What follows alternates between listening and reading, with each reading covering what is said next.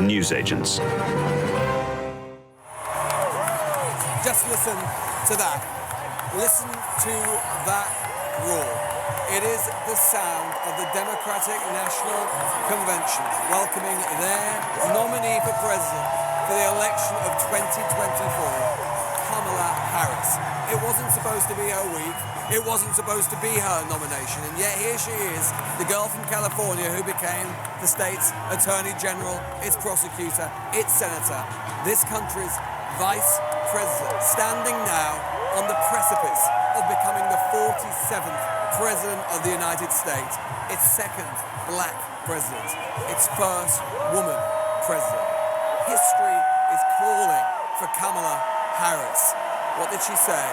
Will she answer it? Will this party finally achieve its dream?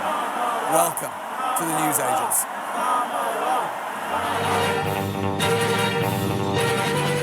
The newsagents. On behalf of my mother and everyone who has ever set out on their own unlikely journey, on behalf of Americans like the people I grew up with, people who work hard, chase their dreams, and look out for one another, on behalf of everyone whose story could only be written in the greatest nation on earth, I accept your nomination to be President of the United States of America. How often must she have dreamt about, thought about those words? How often did she really think, either as a little girl growing up in California, steeped in the civil rights movement, or even in recent years struggling as vice president, that she'd ever say them? We must be worthy of this moment. It is now our turn to do what generations before us have done, guided by optimism and faith, to fight for this country we love, to fight for the ideals we cherish, and to uphold the awesome responsibility that comes with the greatest privilege on earth, the privilege and pride of being an American.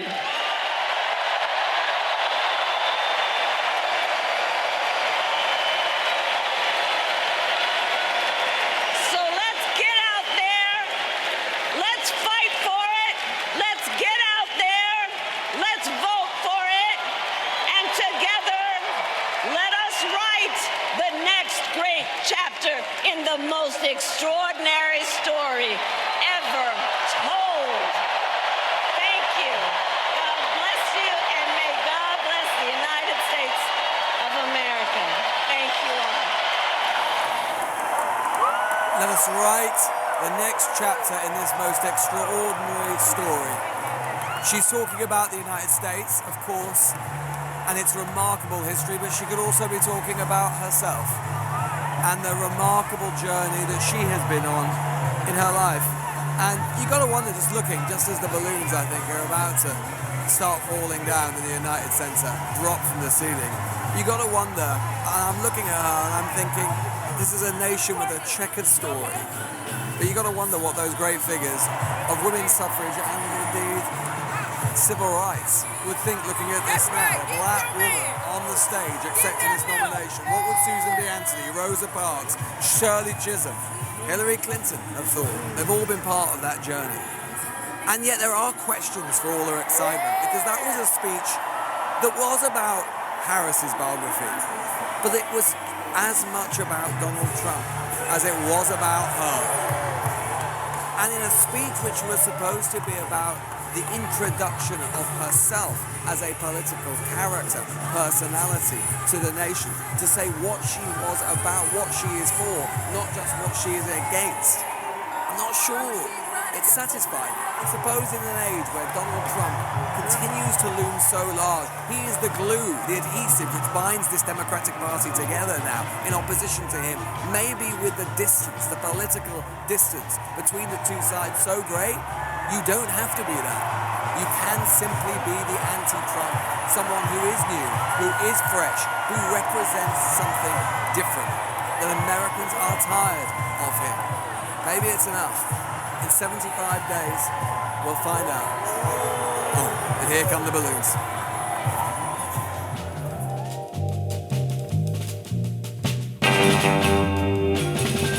Right, well, the DNC is over.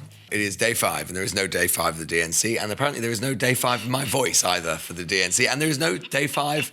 There is no day 5 of John either, because John, for various reasons, had to leave before the big moment came. And so, in an extremely rare August appearance, we have managed to book the only guest that really matters, and that is Emily Maitlis.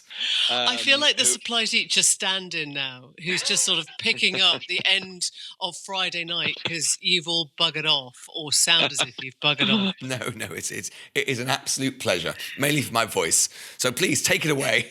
Speak as much as you like. I mean, I woke up, as I often do, when the dog comes into my room, sort of petrified and wanting a bed, and that was exactly 4:30. His timing was perfect. And so I had the whole of Kamala Harris's speech live. And I tell you what was struck me actually about it was I thought it was actually a very muscular, almost masculine speech. And I know that sounds a weird thing to say, but there has been so much in the commentary and so much in the sort of setup of her being, the first Black South Asian woman to hold this role and to, fight for the presidency. And yet actually she didn't do that. And I think it was very deliberate that she decided she didn't want to play identity politics. She didn't want to talk about the glass ceiling. She didn't want to sort of lean into, have pity on me because this is going to be historic. And so actually what we heard from her was what she'd done in terms of foreign policy. I thought she was sort of very tough sounding when she said, I was the one that went to say to Zelensky that Putin was about to invade. She wanted to be remembered in her role as commander-in-chief almost, vice president, obviously. But this role of her military determination, I thought it was very interesting that when she was talking about the Middle East, she put Israel first. She talked about the horror of October the 7th. She referenced specifically women and girls and those acts of rape. And when she talked about the Palestinian deaths, the word she used, and I was kind of holding on to see what she'd say, she talked about them being devastating and heartbreaking. And I thought, hang on a sec, that does not have the same sense of condemnation about it, which given the protests that you've reported on that greeted her outside the venue tells us, I think, that she is still speaking primarily to undecided voters on the right or the centre-right, not to the angered left. But all this created a sense for me, it was much more sober. The giggle wasn't there. She didn't actually mention that much about the economy. She didn't talk about inflation at all. She did talk, as you've said, about Trump. But it was almost less of an introduction of herself in her own words, I guess because other people had done it. That is very consistent with the whole week, right? Because of every conversation I've had here, it is absolutely clear that the Dems are still haunted, not just by the memory of 2016, because obviously they are, but even the convention of 2016, right, in Philadelphia, which is weird, because in terms of, in 2016, that convention, they lent really heavily into the idea of the kind of history-making run that Hillary Clinton was making, right? I'm with her, all of that sort of thing, the glass ceiling. They laid it on really thick, the idea of a woman becoming president. Now, of course, they've got two history-making elements to the Harris presidency, right? Completely unexpectedly, because, of course, Biden was supposed to be the candidate until a month ago. She's a woman, and she was to be the first woman to be president, but also the first Black woman, first woman of colour, first South Asian woman, you name it. But it has been very notable all week, the extent to which that almost no one from the podium has mentioned it. They have worn it extremely lightly because they have made the conclusion, or they have drawn the conclusion, that frankly that speaks for itself, and they were so burned by the 2016 experience that they think that it actively detracted from Clinton's campaign, that they think that people will look at Kamala Harris, and despite what Trump might say, talking about whether she's black or not, know quite entirely rightly, know that she will be a history-making president, and they don't need to articulate it and say it and remind American voters of it all the time. Yeah, I mean, I think that's absolutely right. And I think your assessment that they were burned 8 years ago is correct. But I also think that Hillary Clinton kind of did that job, and she had to do that job. And in a way, things have moved on. 8 years on, Kamala Harris is speaking to us as the vice president. She may not have been able to sort of fulfill that role with so little kind of, disturbance if it hadn't been Hillary Clinton and others ahead of her. So I guess, people always use this sort of phrase, on the shoulders of giants. Now, as it turns out, Hillary Clinton was not ultimately the giant that would become the president, but maybe she laid the groundwork to allow Kamala not to have to do that. It's a sign of a mature society where you don't have to keep banging on about how remarkable something is because society has already caught up with it. You know what I mean? That's kind of where you want to be. And I think she's helped hugely by Trump in this, who, I mean, genuinely, I was kind of looking at some of his Truth Social posts, and I've thought this, I've articulated this before, but he comes across at the moment like the comic villain in the Scooby-Doo cartoon, who's sort of shaking his puce fist and saying, if it wasn't for those pesky kids, I would have got away with it. He's tweeting things like, where's Hunter? Or Walls was an assistant coach. And there are some really, really good criticisms I think you could make of that speech. And I think, the FT has gone part of the way to sort of pointing out what she hasn't said about the economy, what she hasn't actually promised on inflation, what hasn't really been part of the fundamental sort of policy explanation of what she's doing. But just to sit there with your slightly mad rants, I think is reminding people that they've heard Trump do this before. He is sounding stale. He's sounding like the guy who's just kind of running the repeats at Christmas again because he's kind of run out of road. He's tried the nicknames, that hasn't worked. They kind of, went all out to show everyone how to pronounce her name, and then ultimately said it doesn't really matter as long as you do it kindly, with grace, not sort of mean nicknames. He's sort of run out of ways to insult her or kind of get under her skin. And I think that's why this is a really odd, a really asymmetric kind of rhetorical race at the moment, because she has, in speech terms, she has all the power. Even in the speech last night, easily I thought that sort of the most fluent and the most powerful moments came when she was talking about Roe versus Wade and she was talking about women's rights, which is precisely why she's ended up in the position that she's in, right? If we think about the sort of the arc of the Harris vice presidency, her sort of real national presence. The truth is the first 2 years were a bit of a disaster for all sorts of reasons. They weren't entirely her fault. She was handed a hospital pass in all sorts of ways by the Biden administration on dealing with immigration and the southern border. Oh yeah, fantastic. Yeah, I'd love to do that. All those sorts of things. She had a pretty bad media profile. She did a load of bad interviews over it and so on. She was a bit of a sort of joke in Washington in lots of ways. The moment when she really started to come out of herself and become a real force in national politics again was in 2022 when the Supreme Court made that decision to abolish effectively the precedent of Roe versus Wade. And that is where the Biden administration turned to her because she uniquely could address and talk to these issues as the most senior woman in American history. And that is a slight sort of paradox with her, right? In the sense that this is the thing that she would never have wanted in many ways, right? She would never have wanted to have to address that moment, the contingencies of that moment. And yet that is the very issue and the thing which has led her to the moment that she finds herself as the presidential candidate. I mean, what I'd say is I don't know if she was a joke in those first 2 years, but I think she was definitely famous but without being well known, if that makes sense. And there is something that I think it's also interesting to notice about this convention, about the media era that we live in now, which is that people are getting to know her now by using some of these amazing speeches from much earlier on in her prosecutorial career and making those travel. And so it's almost like the country's being reintroduced to her, the kind of stuff that she's talking about that she did, the kind of speeches that she made 2 years ago, the stuff that she was prosecuting on, a decade ago is all coming out thanks to TikTok, thanks to social media sites. And I think when the balloons have dropped, and the cold light of day hits, Kamala Harris has got to go out and do interviews, right? And you mentioned that she hadn't always handled those well. She didn't sort of look comfortable when she was sort of speaking to the national press. She's got to go out and face it. She has not done one yet.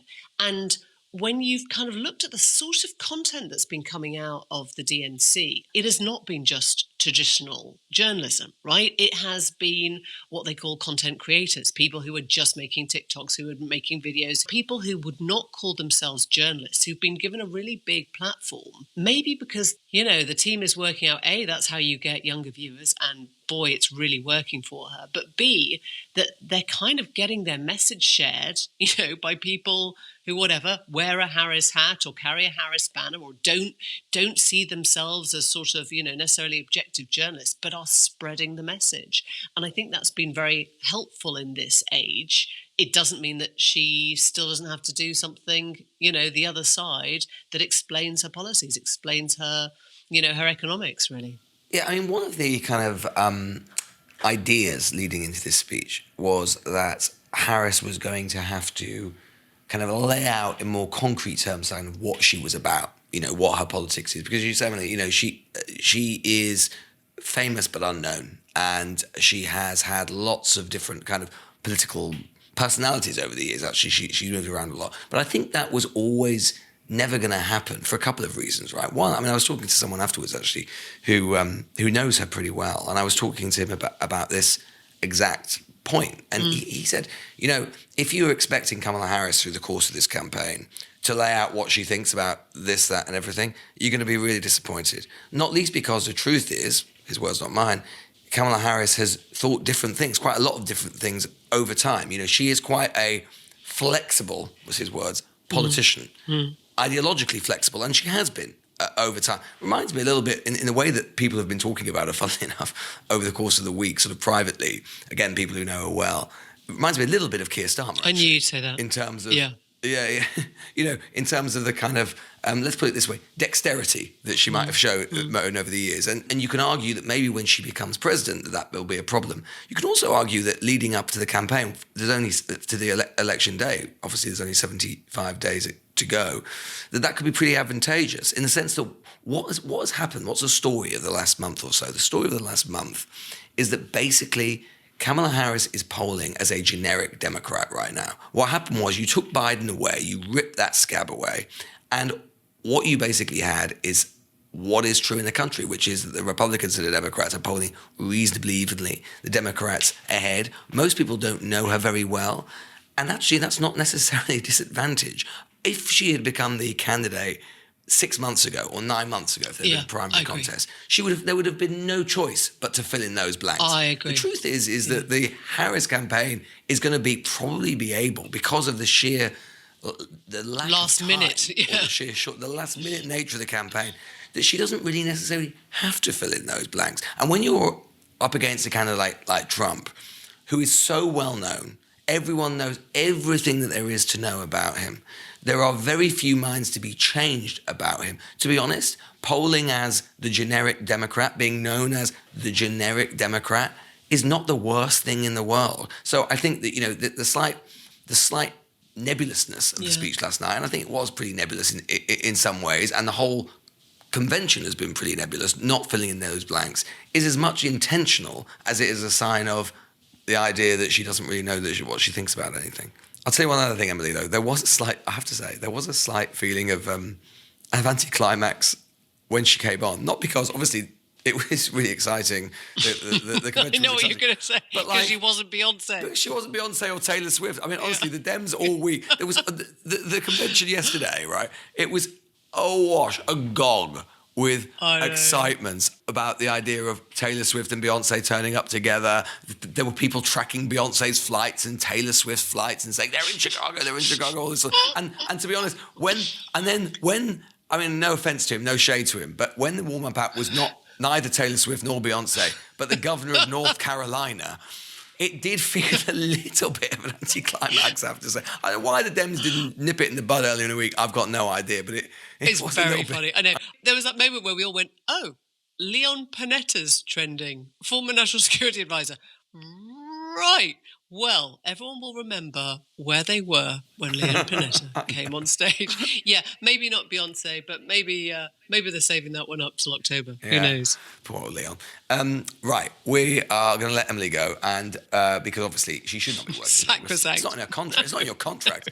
And we are going to return to the convention centre and have a conversation with John about just reflections on the week that has been and what an extraordinary week in American politics has been, but also there's some of the differences, some of the questions you have had about how this event has worked and the dynamic by the comparison between American politics and British politics. Stay with us. Welcome back to the United Centre in Chicago, where we're at the end of the week. And obviously John and I have been here all week, sitting through many of the speeches, not all of the speeches, John. We've given a couple of them a miss here and there. But obviously it's been a really, really interesting event. The first convention that I've been to, John's been to several more. And it has sort of got us thinking, both of us have been talking kind of off the podcast about kind of how these events work, particularly by comparison to British party conferences and the relationship with the politicians and the media. And fortunately enough, this had also occurred to a newsagent's listener, Jonathan, who has sent us this question, not a Q&A, but it did sort of spark our interest and thought it could be a good basis for a discussion. So this is Jonathan's question. Hi there, newsagent. Following the now famous MTG fuck off gate and Kerry Lake telling Emily Maitlis to get her head checked, I was wondering if you noticed a difference between the way that American and British politicians engage with the media. Are they more deferential in the UK? And could you imagine a scenario in which a British politician told one of you to f off? Thanks, loving the work. Bye. It's interesting, isn't it? It's exactly what we've been talking about, some of those themes. Well, exactly. Yeah. You know, so which British politician would tell you to f off? Well, I'm guessing kind of Lee Anderson might, if he was tempted. I think it's just Lee Anderson, actually. Yeah, I think it's just Lee Anderson. And I think that actually there is a much more robust relationship between British journalists and British politicians than there is between American politicians and the American media. I think there are all sorts of reasons for that. But I think that there is an element in which the American media and particularly interviewers are much more restrained than we are in Britain.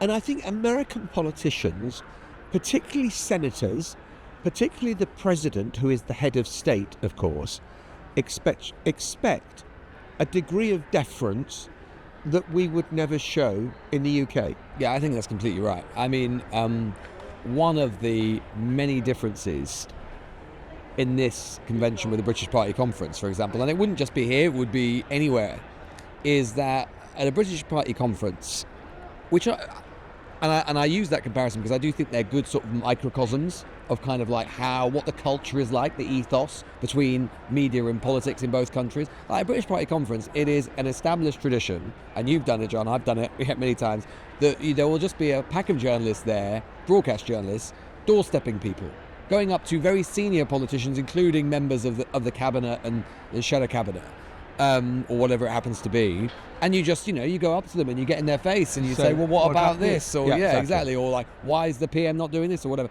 And they don't complain about it. It pisses them off, I've no doubt, and they try and avoid you sometimes, but they don't complain about it. That's the culture. The idea, right, of doing that here to a senator or Nancy Pelosi or whoever, obviously not the president or vice president for security, but even kind of people lower down, far lower down the pecking order, they would not give you the time of day. I mean, we've been up to people occasionally just try and say, oh, would you be interested in doing an interview, would like to, and some of their press people sort of look at you like you're filth. Now, part of that, they don't know who we are, we're British, they don't really care about foreign media, but it's not just about that. It's about the relationship between media and politics here. And you're right, John, in Britain, the relationship, I think, is much more robust and generally not hostile, but certainly there is a tenor to it which does not have the deference which it does here. So there was a classic instance where Senator Tim Kaine, who was Hillary Clinton's running mate back in 2016, he was just about 50 yards away from where we're sitting right now. And we see him, and Rory, our cameraman, goes over to his press guy, and these senators have a lot of flunkies around them. They don't move alone. They don't walk by themselves. I wonder whether they're ever able to go to the gents or the ladies without having half a dozen people, flanking them on all sides. So Rory speaks to this press officer, Senator Kaine, and he just waved his hand at us, like, get out of the way. Just, of course, they're very grand. I mean, they're very, very grand. I mean, imperious.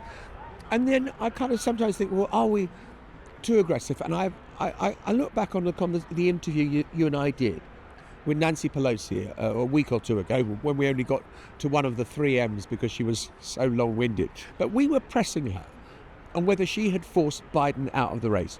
And you and I have just bumped into 2 people who have worked, well, one who's worked in the White House and one who's a big fundraiser for the Democrats, and they're calling her Judas. Now, in the American media, you would never know that. You would never know that. Not in on the broadcast liberal media anyway. They she was the assassin. We were trying to get at that in our interview by pressing her on it, and that's when she said, "You can ask me this question as many times as you like. I've got nothing more to say on that." Which I think is, as I think we said at the time, I find that amazing, because again, having been always known as sort of British political media culture, the fact that you could get a leading politician like that simply refuse, and indeed you could see that she was actively annoyed that we were asking a really very basic question around accountability. But that translates in all sorts of ways. And I don't want to make this sound like kind of Britain's got it all right with our media culture, because we haven't, and some things within American media culture I think are better. There is less palliness. There's a sort of weird sort of contradiction, because on the one hand they're less hostile, but I also think it's true to say within American political culture there is less kind of sort of hobnobbing and schmoozing between the two sides. There isn't such a thing as the lobby as there is in British politics. There's a bit more of a kind of iron wall between politics and the media in this country. You don't tend to get people who've worked in the media going into politics and vice versa like you do in our country. So I'm not saying that our culture is perfect, but on this question around accountability, it seems to me that there is no comparison. Another good example of that is, Kamala Harris has now been the presumptive nominee for over a month. She hasn't done a single interview. She hasn't done a single broadcast interview of any substance or a press conference at all, much like Biden did very few when he was president for particular reasons. That would be unthinkable in a British context. That would just be completely unthinkable. And as a result of which, so much of American media, kind of like particularly broadcast media, is a sort of endless... I've been watching, being here, loads of CNN, loads of MSNBC, others, and they're brilliant at what they do and in so many ways, but it can become a kind of endless cycle of discussion about vibes, endlessly. And as a result, you just basically have, because there is so little accountability. It's like Pravda at times. Yes, it is. And I do think, we got some criticism online for our coverage this week in terms of how we were talking about some of the hypocrisy that there had been with some of the kind of, as this person just said to us, the Judases, that was their words, not ours, yeah. But the hypocrisy around Biden. One of the reasons I think what we were saying probably stood out a bit is that if you had just been consuming kind of American liberal media or whatever, you would never even know those questions were being asked, because it's almost as if to ask it is to run the risk of irritating the Democratic Party machine, and they don't do it. So I spoke to someone last night, very, very well-connected Democrat, and I was, and I was trying to get the conversation going. I said, well, you must be impressed, by the unity that has been on show, which is what all the American media are reporting. And he goes, well, kind of, yeah, up to a point. He says, if you're Gretchen Whitmer, the governor of Michigan, or Gavin Newsom, the governor of California, or Josh Shapiro, the governor of Philadelphia, and you were thinking, I might have a crack at this in 2028 when Biden loses the election, but Kamala Harris might win it, and that's going to totally end my plans. And these people had been putting in place serious thought and probably ideas about what sort of campaign team they would put together. Now, when there are Tory leadership challenges or whatever that take place, we're kind of there to sniff them out. I haven't seen any of that reported.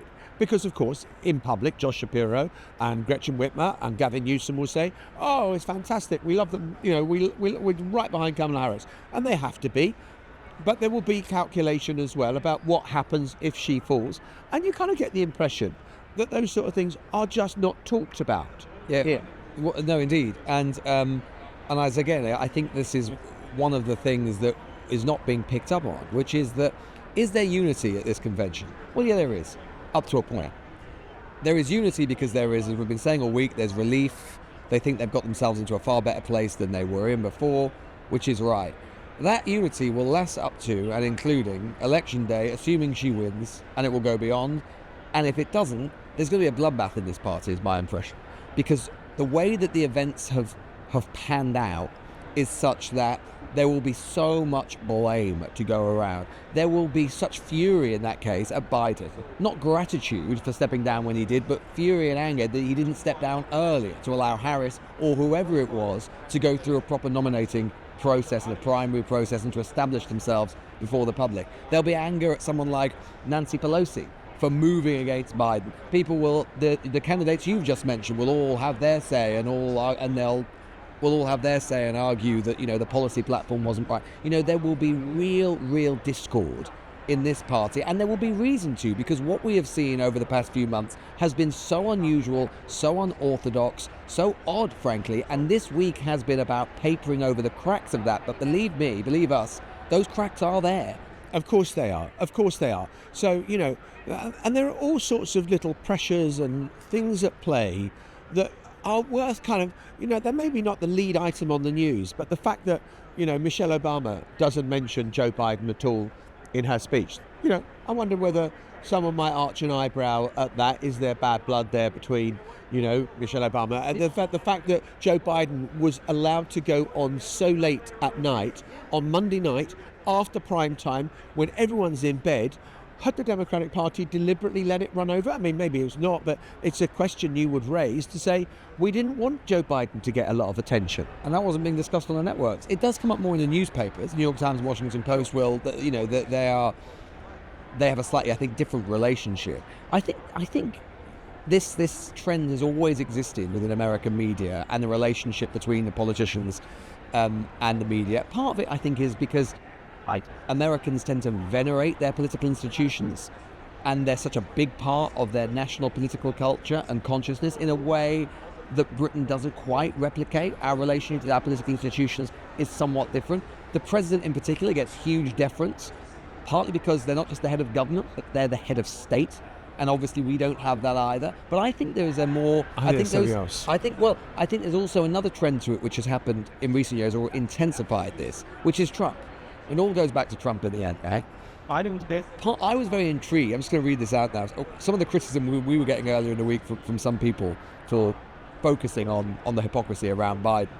Someone I know and really respect was sort of messaging me about it. I won't name them, but the last thing they said I think encapsulates it. When they said, people feel that this isn't the sort of fight that is in need of liberal critique, i.e. the fight between Harris and Trump, but of liberal champions. I think that's the core of it, and basically saying that's what they're expecting to hear from us. So we want to be cheering. Well, I think the point is, and I think you see this play out on things like CNN and MSNBC, and I totally understand it in a way, but these people look at Trump and they see the danger he is to the Republic, they see the danger he is to politics, and I can totally understand that the imperative, therefore, will be for them to think that whatever the story is or the bad story is with the Democrats or whatever is going on with them, it can't be worse than what will happen with Trump. And they feel a pressure, because Trump is a unique danger to democracy, to in some ways always focus on that and not the negative about the other side. And the Democrats play on that. Now, I can understand that, but it seems to me that as liberals, let's put it that way, or if you are a liberal listening to this, that liberal critique is deeply important, and we cannot afford to go down that road too far, or indeed at all, because that is how we lose confidence of anybody who doesn't happen to agree with where you are. Yeah. And there's one other thing that I would just add to this, which is that whilst the politicians may be very self-important and feel that they should be venerated, so do a lot of American journalists who are at the White House, because they think They've got First Amendment rights. They are part of the Constitution of the United States, of freedom of speech and all the rest of it. And I think that sort of discourages them from being, because they're quite mighty and can be prone to a bit of pomposity, that they don't get down and dirty. And they don't call themselves hacks or scribblers in the way that we do in the UK to describe journalists.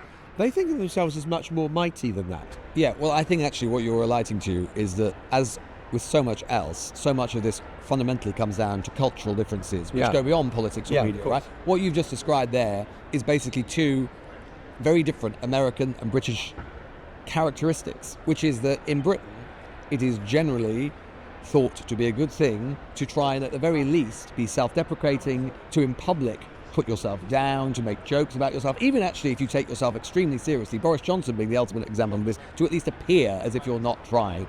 Whereas of course the Americans view things very, very differently. That is not a sort of American cultural characteristic at all.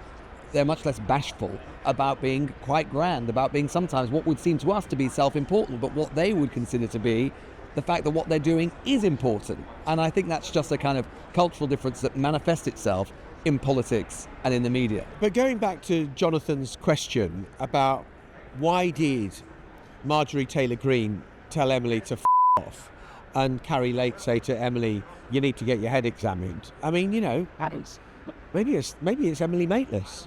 Have you thought of that? Have you ever dared to tell Emily Maitlis to I haven't dared. Me neither. But we've both thought about it. Oh, Emily. No, you said it. You said it. We'll be back after the break. Out. Cut. So before we go, we're just going to focus on one other institutional relationship, heads of state, and whether it's different on this side of the pond or that. Donald Trump, former head of state, has been speaking about his relationship with her dearly departed, late Majesty, Queen Elizabeth II. Queen in the United Kingdom, Craig Brown, has made a little bit of news because apparently the Queen told lunch guests you'd been a little bit rude, had been looking over her shoulder when you met as if to find more interesting people to talk to. What did you make of that story? It was totally false. I have no idea who the writer is, but it was really just the opposite. I had a great relationship with the Queen. She liked me and I liked her. I spoke to her often, and I spoke to her in particular when I was there. We spent hours together at a state dinner. She was a fantastic woman. I think it's a shame that a sleazebag can write an article that's totally false. In fact, I've heard always the opposite. I heard I was her favorite president, and you've heard that too. She would say it to a lot of people. She said it to friends of mine that President Trump was my favorite president. And then you have this guy looking for some publicity for a book that probably is phony in a lot of other ways too.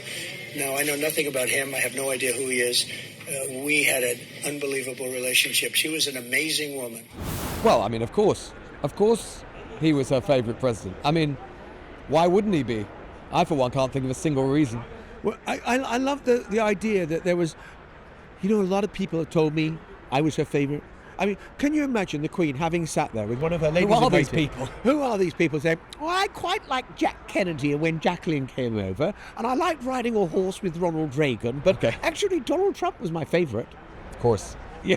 I just charmed her so much. Lizzie. Thin Lizzie, that's what I call her. It's just preposterous. But I mean, who are these people that Donald Trump has in his head? A lot of people are telling me that. On a more serious note, it is a reminder that although we've been thinking about American politics all this week, you can absolutely guarantee that in Westminster, European capitals, everyone have been watching so intently and intensely everything that has been unfolding at the United Center in Chicago this week, because it is, I mean, we've sort of had some fun with it, joke about it, but there is not and sometimes people say, why do you focus so much on American politics? Well, I, like you, actually interested in lots of countries' politics, really interested in European politics further afield. But there is nowhere in the world, or in the democratic world at least, that has such import and impact on certainly the West and the rest of international politics as well. What has happened in the United Center this week is going to really matter, one way or the other, not just for the next few months and the exigencies of the presidential election, but for the next 4 years of all of our lives. Lewis, our reporting started this week going on the demonstrations where these kind of, young kids protesting about Palestine, Gaza, were saying to us there's just literally no difference between Donald Trump and Kamala Harris. Literally, you are wrong. There is a profound difference between Kamala Harris and Donald Trump, and that is why in all those European states, heads of government are thinking, golly, it's going to be a big change whoever wins. Well, we better get back to News Agents HQ. We'll be back in News Agents HQ next week after the bank holiday weekend. Time for a deep dish. See you. Bye-bye. Bye-bye. The News Agents. This is a Global Player original podcast.